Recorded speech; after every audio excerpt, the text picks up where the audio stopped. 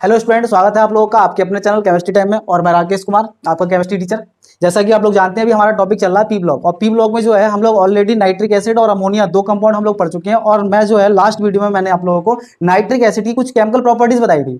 तो chemical properties में, क्योंकि नाइट्रिक एसिड एक ऑक्सीकारक है, मैंने आपको बताया था नाइट्रिक एसिड में नाइट्रोजन की ऑक्सीडेशन स्टेट जो जनरली और कंपाउंड में जो होती है वो -3 से +5 के बीच में होती है। लेकिन इस वाले केस में क्या था, सिर्फ +5। तो मैंने आपको बताया था कि ये ऑक्सीडेशन, ये इसकी +5 ऑक्सीडेशन स्टेट है, इसका मतलब ये सिर्फ ऑक्सीकारक की तरह काम करेगा। तो हमने कुछ प्रॉपर्टीज की केमिकल प्रॉपर्टीज देख ली थी। आज जो है मैं आपको उसमें आगे की तरफ ले चल रहा हूं कि किसी और मेटल के साथ या कुछ और मेटल जो बचे होंगे उनके साथ जब इसकी रिएक्शन कराएंगे तो ये किस तरीके से अपनी केमिकल प्रॉपर्टी को शो करेगा, यानी रिएक्ट करने के बाद क्या बनाएगा, किस तरीके से रिएक्शन होगी, तो ये देखेंगे हम। ठीक, तो आज की हमारी फर्स्ट रिएक्शन जो है, फर्स्ट केस में पढ़ा रहा हूं जिंक तथा Fe के साथ क्रिया, यानी Zn के साथ और Fe के साथ इसकी हम रिएक्शन देखते हैं। ठीक, तो Zn और Fe के साथ जब रिएक्शन कराते हैं हम, किसकी रिएक्शन, नाइट्रिक एसिड की। तो नाइट्रिक एसिड की जब रिएक्शन कराएंगे तो ये 3 टाइप से होती है, 3 प्रकार से होती है। नाइट्रिक एसिड की 3 कंडीशन ली जाएगी।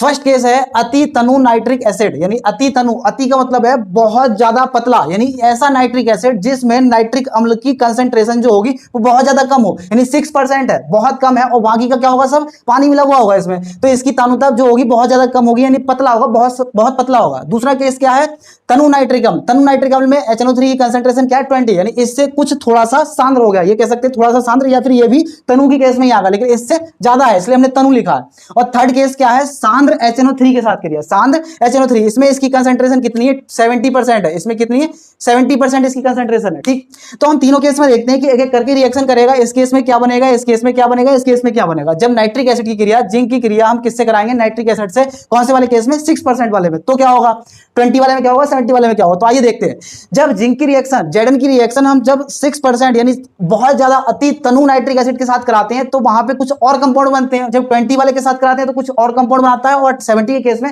कुछ और कंपाउंड बनाता है।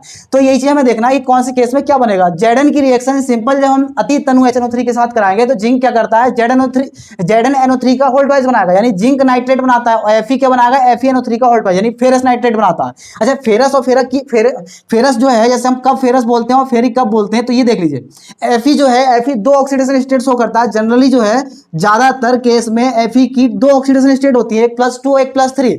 जब Fe+2 के केस में पाया जाता है कहीं पे तो वहां फेरस बोलते हैं, और जब कहीं पे Fe+3 की स्टेट में होगा तो वहां क्या बोलते हैं, फेरिक बोलते हैं ज्यादातर केस में। ठीक है, तो फेरस और फेरिक, तो ये फेरस है, यहाँ पे क्या है, Fe+2 ऑक्सीडेशन स्टेट में है, इसलिए क्या होगा, फेरस नाइट्रेट। तो इसकी क्रिया होती है तो ये बनता है, और साथ में जो है दोनों में ही कॉमन क्या बनता है, अमोनियम नाइट्रेट और वाटर, दोनों ही रिएक्शन के लिए कॉमन है। जैसे अगर मैं इस रिएक्शन को आपको लिख के दिखाऊं तो देखिए कैसे लिखेंगे।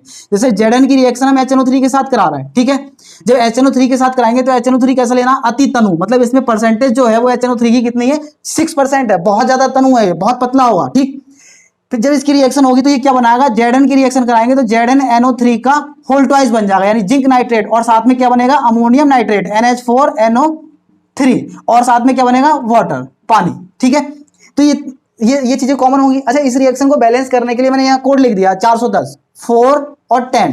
अच्छा, इस कोड से हेल्प क्या है, कोड से आपको ये हेल्प मिलेगी, पेपर टाइम में आपको रिएक्शन बैलेंस करने के लिए टाइम ज्यादा नहीं लगेगा। वैसे अगर आप रिएक्शन बैलेंस कर लोगे तो रिएक्शन बैलेंस हो तो जाएगी, प्रॉब्लम कुछ नहीं है, लेकिन रिएक्शन बैलेंस करने में कभी कभी बहुत ज्यादा टाइम हो जाता है। तो रिएक्शन बैलेंस लिखी हुई बैलेंस रिएक्शन लिखते हैं एग्जाम में, तो इसलिए मैं आपको कोड बता दे रहा हूं, अगर याद रहेगा तो ठीक है, नहीं याद रहेगा तो कोई बात नहीं, तो आप खुद बैलेंस कर सकते हैं, प्रैक्टिस हो जाएगी तो बैलेंस करना भी इजीली हो जाता है। ठीक, तो इस कोड की हेल्प से हम कैसे इजीली बैलेंस कर सकते हैं, देखिए यहाँ पे 4 जिंक 4, तो यहाँ से 4 से मल्टीप्लाई कर दिए, Zn 4 हो गया, N इधर कितने हैं 10, और इधर N कितना होगा 2, और 4 दूनी 8, और 2 N ये है 10। ठीक है, H कितने हैं यहाँ पे 10, और यहाँ H कितने हैं, यहाँ पे H है 4, और यहाँ 6 की कमी है तो यहाँ 3 से मल्टीप्लाई करते हैं तो हो जाएगा 10। O कितने होगा, 10 3 30, और यहाँ O कितने, 3 दूनी 6 चौक 24, 24 और 3 27, और 3 30। तो इस तरीके से रिएक्शन बैलेंस हो गई। तो आप लोग जो है एक रिएक्शन लिख लेंगे, तो इसको याद करना है, ये पेपर में याद लिख के ऐसे आएंगे, लेकिन याद आप ये करना कि जिंक किसमें कन्वर्ट हो जाता है, Fe इसमें कन्वर्ट होता है।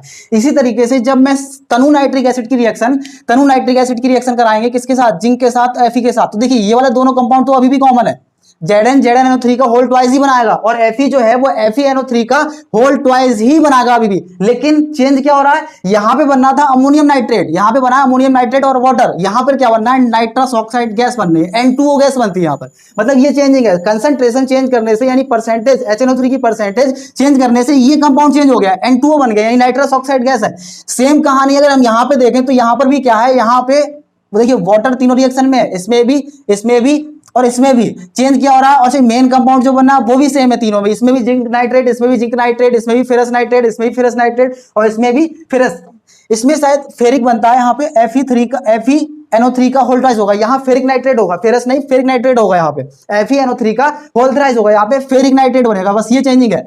और रिएक्शन क्या है, बाकी यहाँ पर NO बनेगा, यहाँ पे नाइट्रिक ऑक्साइड गैस बनती है यहाँ पर, और पानी इसमें भी कॉमन है। अच्छा, इस रिएक्शन को बैलेंस करने के लिए कोड क्या था 410, इसको भी बैलेंस करने के लिए कोड क्या है 410, लेकिन इस रिएक्शन को बैलेंस करने के लिए कोड जो है वो है 14। 14 का मतलब है, जैसे अगर मैं ये रिएक्शन लिखूं वो वाली, तो Zn की रिएक्शन हम किससे कराएंगे, HNO3 के साथ। HNO3 की इसमें परसेंटेज कितनी होगी 70%, सांद्र HNO3 के साथ। तो क्या कर लेगा ये रिएक्शन करके, ZnNO3 का होल ट्वाइस, और क्या बनाएगा NO प्लस H2O। इस रिएक्शन को बैलेंस करना है, तो बैलेंस करने के लिए आप क्या करिए, 14 14 का मतलब एक, और एक को लिखिए चाहे मत लिखिए, कोई फर्क नहीं पड़ रहा, लेकिन यहाँ पे 4 रिएक्शन बैलेंस करना है। जिंक यहाँ भी एक है, यहाँ भी एक है, यहाँ पे N देखिए 4 हो गए, यहाँ N कितने हैं 2, 2 की कमी है, 2 से मल्टीप्लाई कर दे रहे हैं। H कितने हैं 4, यहाँ पे H कितने हैं 2, तो यहाँ पे भी 2 से मल्टीप्लाई कर दीजिए, ये भी रिएक्शन बैलेंस हो गई। O कितने हैं, O देखिए यहाँ पे 4 3 12, और यहाँ O कितने हैं 3 दूनी 6, 6 और 2 8, 8 सॉरी 3 दूनी 6 और 6 और 2 8 और 2 10, यहाँ 12।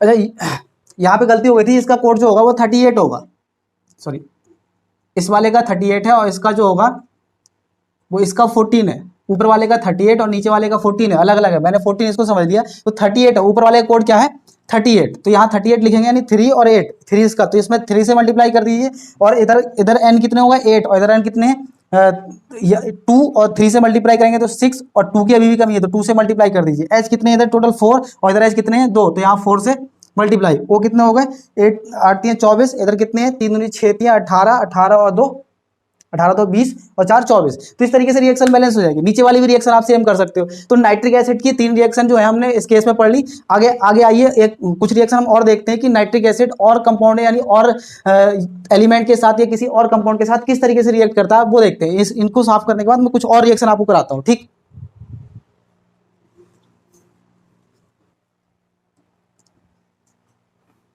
आइए देखते हैं नेक्स्ट गुण। अब नेक्स्ट गुण जो है ये बहुत ज्यादा इंपॉर्टेंट गुण है, कई बार एग्जामों में पूछा गया। ये इंपॉर्टेंट गुण है, बहुत ज्यादा इंपॉर्टेंट है। इस पे जितनी बार चाहिए उतनी बार इंपॉर्टेंट आप लिख सकते हैं। इसमें क्या है H2S यानी हाइड्रोजन सल्फाइड, पोटेशियम आयोडाइड और अम्लीय फेरस सल्फेट। अच्छा, अम्लीय फेरस सल्फेट का मतलब क्या है, फेरस सल्फेट। फेरस सल्फेट किसे कहते हैं हम, FeSO4 को। और वो क्या कह रहा है, अम्लीय फेरस सल्फेट के साथ रिएक्शन करानी है, किसकी, नाइट्रिक एसिड की। और नाइट्रिक एसिड की अम्लीय फेरस यानी फेरस सल्फेट में कोई अम्ल मिला दीजिए। तो हमने इसमें कौन सा अम्ल ले लिया, H2SO4। H2SO4 मिक्स करने के बाद अम्लीय फेरस सल्फेट बन जाएगा। इसकी रिएक्शन किससे करानी है, HNO3 के साथ, ठीक। तो नाइट्रिक एसिड की रिएक्शन हमें किससे पढ़ना है, H2S के साथ कराना है, पोटेशियम आयोडाइड के साथ कराना है, अम्लीय फेरस सल्फेट के साथ कराना है। तो आपको कुछ चीज याद करनी है। देखिए, जब H2S की रिएक्शन कराएंगे ना HNO3 के साथ, तो H2S जो है सल्फर बनाएगा, सिंपल याद रखना है आपको। जब पोटेशियम आयोडाइड के साथ क्रिया कराएंगे तो पोटेशियम आयोडाइड क्या बनाएगा, I2 और पोटेशियम नाइट्रेट KNO3, ठीक। और फेरस अम्लीय फेरस सल्फेट के साथ जब रिएक्शन होगी तो ये क्या बना लेगा, Fe2SO4 का होल थ्राइज। अच्छा, Fe2SO4 का होल थ्राइज है तो ये 3 हमें ये बता रहा है कि यहाँ पर Fe की ऑक्सीडेशन स्टेट वो कितनी है, यहाँ पर +3 है। तो +3 इसका मतलब ये क्या बन गया, फेरस। यहाँ फेरस सल्फेट था तो यहाँ क्या बन गया, फेरिक सल्फेट। यहाँ फेरस था तो यहाँ क्या बन गया, फेरिक सल्फेट। तो फेरिक सल्फेट बनेगा। अच्छा, सभी रिएक्शन में, तीनों रिएक्शन में कॉमन क्या है, NO और H2O, ये कॉमन है। ठीक। तो अगर हम ये याद कर लें कि H2S के साथ जब रिएक्शन होगी तो सल्फर बनेगा, पोटेशियम के साथ रिएक्शन होगी तो I2 बनेगा, और साथ में KNO3, इसके साथ जब होगी अम्लीय फेरस सल्फेट के साथ तो फेरस जो है वो फेरिक में बदल जाएगा, फेरस फेरिक में बदल जाएगा, और NO और H2 जो है तीनों रिएक्शन में कॉमन है। आपको यही चीजें याद करनी कि कौन से केस में क्या बनना है, ठीक। अच्छा, इन रिएक्शनों को बैलेंस करने के लिए कोड क्या है? पहले का कोड है 32, दूसरे का क्या है 68 68, और तीसरे का क्या है 632 यानी 632। ये कोड अगर याद रखेंगे तो रिएक्शन बैलेंस करना इजी होगा आपको, ठीक। तो कैसे इस रिएक्शन को लिखेंगे? जैसे मान लीजिए मैं H2S की रिएक्शन आपको करने के लिए कहूं कि H2S की रिएक्शन अगर हम HNO3 के साथ कराएं, नाइट्रिक एसिड के साथ कराएंगे तो क्या होगा? HNO3 के साथ रिएक्शन कराने के बाद H2S क्या बनाएगा? सल्फर बनाएगा, सिंपल है, सल्फर बनाएगा, और कॉमन क्या बनेगा? NO plus H2O। ये रिएक्शन कॉमन होगी, सही है, सभी रिएक्शन में है। अब बैलेंस करने के लिए कोड क्या है? 3 और 2। तो 3 2 का मतलब है 3 से H2S में मल्टीप्लाई करेंगे और 2 से HNO3 में मल्टीप्लाई करेंगे, ठीक। उसके बाद बैलेंस कर लीजिए, इधर सल्फर कितने हैं? 1 है, और इधर कितना है? 3। तो यहाँ पे हम क्या करेंगे? 3 से मल्टीप्लाई करेंगे। इसी तरीके से यहाँ पे N2 है और यहाँ पे N कितना? 1 है, तो 2 से यहाँ पे मल्टीप्लाई कर दीजिए। H कितने? इधर 2 है, यहाँ भी H 2 है। O कितने होगा? इधर कितने? 3 2 जा 6, यानी इधर 6 है और इधर कितना है? 2 सॉरी H कितने इधर? 2, हाँ सॉरी, H कितने इधर? 2 और इधर 3 2 जा 6, 2 और 6 8, और इधर H कितने? 2। तो यहाँ पे बैलेंस करने के लिए हम क्या करेंगे? 8 करने के लिए 4 से मल्टीप्लाई। अब देखिए O इधर कितने होगा? 3 2 जा 6, इधर O कितने हैं? 4 और 2 6, तो रिएक्शन हो गई बैलेंस। तो ये रिएक्शन बैलेंस है, ठीक। इसी तरीके से आप ये वाली रिएक्शन भी लिख सकते हैं, ये वाली रिएक्शन भी लिख सकते हैं। कुछ नहीं करना है आपको, जो बनना है वो यहाँ लिख लीजिए। उसके बाद कॉमन, ये रिएक्शन में तो कॉमन ही है, सभी रिएक्शन में बनेगा ही बनेगा। रिएक्शन बैलेंस करने के लिए हमने कोड बता दी। तो आइए इसके बाद नेक्स्ट प्रॉपर्टी देखते हैं। केमिकल रिएक्शन में नेक्स्ट रिएक्शन अगर हम कराएंगे तो क्या होगा? बोर्ड छोटा है तो बार बार साफ करना पड़ रहा थोड़ा। आइए नेक्स्ट गुण देखते हैं हम, ग्लिसरीन के साथ क्रिया। ग्लिसरीन या फिर ग्लिसरॉल दोनों सेम ही है, और ये कई बार एग्जाम में पूछा गया है, इसलिए ये बहुत ज्यादा इंपॉर्टेंट है। ग्लिसरॉल के साथ क्रिया या फिर ग्लिसरीन के साथ क्रिया, दोनों का सेम ही है, CH2OH CHOH CH2H। ये इसका सूत्र है, मॉलिक्यूलर फॉर्मूला। इसको हम कैसे रिप्रेजेंट कर सकते हैं बोर्ड पे? इसका जो स्ट्रक्चर है कुछ इस तरीके से हम बना सकते हैं, ठीक है। तो तीन कार्बन है इसमें, तो 3 कार्बन मैंने बना दिए और सभी पे क्या है? OH जुड़ा हुआ है, तो CH2OH सबके साथ रिएक्शन करानी है। तो होगा क्या? इसकी रिएक्शन जब हम HNO3 के साथ कराते हैं तो ये रिएक्शन सांद्र H2SO4 कंसंट्रेट H2SO4 की प्रेजेंस में और 25 डिग्री सेंटीग्रेड टेम्परेचर पे होगी। होता क्या है?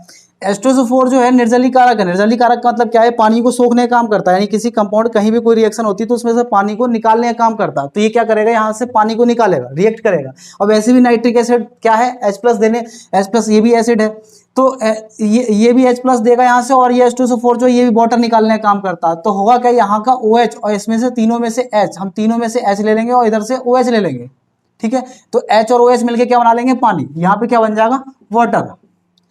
3 मॉलिक्यूल वाटर के बनेंगे यहाँ से। अच्छा, इसके तीनों पार्ट पे रिएक्शन हो रही है, इसका मतलब यहाँ पे HNO3 कितने ले आएंगे? 3 HNO3 ले जाएगा। उसके बाद जो है यहाँ जो बचेगा वो क्या बचेगा? NO2, और यहाँ से एक O बचेगा, तो ये क्या बन जाएगा? ONO2। इसका नाम जो है शॉर्ट फॉर्म में इसको TNG भी बोलते हैं। TNG एक विस्फोटक है, ये बहुत ज्यादा इंपॉर्टेंट है, याद रखना आप। विस्फोटक होता है ये, एक विस्फोटक का मतलब क्या है? कहीं पे धमाका करने के काम में आ सकता है। तो ट्राई नाइट्रोग्लिसरीन, इसकी फुल फॉर्म क्या है? ट्राई नाइट्रोग्लिसरीन भी हम इसको बोलते हैं, और ये विस्फोटक होता है, इसलिए ये ऑब्जेक्टिव में पूछने के बहुत ज्यादा चांस है। बहुविकल्पी जो क्वेश्चन आएगा उसमें ये काफी बार पूछा गया है ये, या फिर इस तरीके से क्वेश्चन पूछ सकता है कि नाइट्रिक एसिड से आप TNG कैसे बनाएंगे, या फिर ये पूछ सकता है कि ग्लिसरॉल से आप TNG कैसे बनाएंगे, या फिर ये क्वेश्चन आ सकता है कि क्या होता है जब ग्लिसरॉल की क्रिया नाइट्रिक एसिड के साथ कराते हैं। तो ये सारे क्वेश्चन इससे रिलेटेड है और कई बार एग्जाम में आ चुका है, इसलिए ये बहुत ज्यादा इंपॉर्टेंट है। आप पेपर के हिसाब से ये बहुत ज्यादा इंपॉर्टेंट है, तो इसलिए इस रिएक्शन को आप जरूर याद रखें कि TNG कैसे बनाएंगे, क्या होता है जब, कैसे प्राप्त करोगे। तो ये कई क्वेश्चन इस पे बन सकते हैं, ठीक। तो इसलिए मैंने इसको इंपॉर्टेंट लिखवाया है। और पिछले प्रीवियस ईयर के अगर बोर्ड का एग्जाम आप देखेंगे पेपर, तो उसमें भी कई बार आपको ये क्वेश्चन मिलेगा, ठीक। तो आइए देखते हैं इसके बाद कुछ और प्रॉपर्टीज हम देखते हैं। अगर आप लोगों को वीडियो अगर पसंद आ रही है तो वीडियो को लाइक कीजिए और शेयर भी कीजिए अपने, और सब्सक्राइब कीजिए चैनल को, ताकि इसी तरीके की और भी वीडियो आप लोगों को मिल पाए, ठीक। तो आगे की हम कुछ प्रॉपर्टीज और देखते हैं कि नाइट्रिक एसिड कुछ और कंपाउंडों के साथ कैसे रिएक्ट करेगा, सही। आइए नेक्स्ट प्रॉपर्टी देखते हैं अब नाइट्रिक एसिड की। नेक्स्ट, अच्छा एक क्वेश्चन जो है बहुत बार आया एग्जाम में, जैसे ये पूछ लेता है अधिकतर 1 नंबर में 1 मार्क्स में क्वेश्चन आता है, अम्लराज क्या है। ठीक। अम्लराज क्या है, और इसी से रिलेटेड कुछ क्वेश्चन भी पूछता है। एक क्वेश्चन ये आ सकता है कि अम्लराज क्या है, और फिर इसी में ऐड कर देता है कि अम्लराज की रिएक्शन या फिर अम्लराज की रिएक्शन गोल्ड के साथ या फिर पीटी के साथ यानी प्लेटिनम के साथ जब कराते हैं तो क्या होता है, गोल्ड के साथ या फिर पीटी के साथ कराएंगे तो क्या होगा। तो इस तरीके के कई क्वेश्चन पूछे गए, कई बार एग्जाम में आ चुका है। पीटी के साथ रिएक्शन लिखिए, अम्लराज की रिएक्शन पीटी के साथ कराइए। तो मैं सबसे पहले आपको समझाता हूं कि एक्वारीजिया क्या है, यानी अम्लराज क्या है। इसको इंग्लिश में बोलते हैं एक्वारीजिया। तो अम्लराज कुछ नहीं होता है, ऐसा मिश्रण यानी ऐसा सॉल्यूशन हो जिसमें 3 भाग क्या हो, HCl मिला हो, और 1 भाग क्या हो, HNO3 है, यानी 3:3 के अनुपात में अगर हो, क्या मिला हुआ है, HCl प्लस HNO3। अगर इनका मिश्रण कहीं पे होता है 3:1 के अनुपात में, यानी 3 HCl, 3 भाग HCl और 1 भाग HNO3, ऐसे मिश्रण को हम क्या कहते हैं, अम्लराज कहते हैं। अच्छा, अम्लराज अब इसकी रिएक्शन वो किससे कर रहा है, गोल्ड से करवा रहा है। होता क्या है, AU की रिएक्शन डायरेक्ट जब HNO3 से कराते हैं तो ये रिएक्ट नहीं करता है। जब AU की रिएक्शन डायरेक्ट हम जब HNO3 से कराएंगे तो ये डायरेक्ट रिएक्ट नहीं करेगा। तो जिसकी वजह से हम करते क्या है, पहले हम अम्लराज का सॉल्यूशन बनाते हैं, उसमें इसको AU को डालते हैं, तो फिर ये रिएक्ट कर लेगा।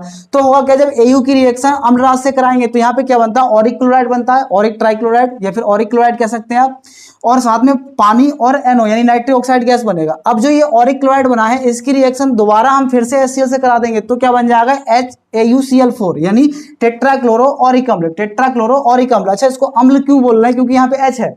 अम्ल की डेफिनेशन आपने पढ़ी होगी, जहां पे H प्लस आयन मतलब ऐसा कंपाउंड जो H प्लस आयन देता है उसको अम्ल कहते हैं, तो इसलिए हम इसको अम्ल भी बोल रहे हैं। ठीक, सेम कहानी यहाँ पीटी के साथ है। पीटी भी रिएक्ट नहीं करता जनरली HNO3 के साथ, लेकिन जब इसको हम अम्लराज की फॉर्म में लेते हैं, HNO3 को जब अम्लराज की फॉर्म में लेते हैं तो ये रिएक्ट कर जाता है। जब पीटी की रिएक्शन HNO3 से कराएंगे और HCl के साथ मिक्स करके तो ये क्या बनाएगा, PTCl4 यानी प्लेटिनम टेट्राक्लोराइड बनाएगा, और साथ में नाइट्रिक ऑक्साइड और वाटर, दोनों में सेम चीजें बन रही है।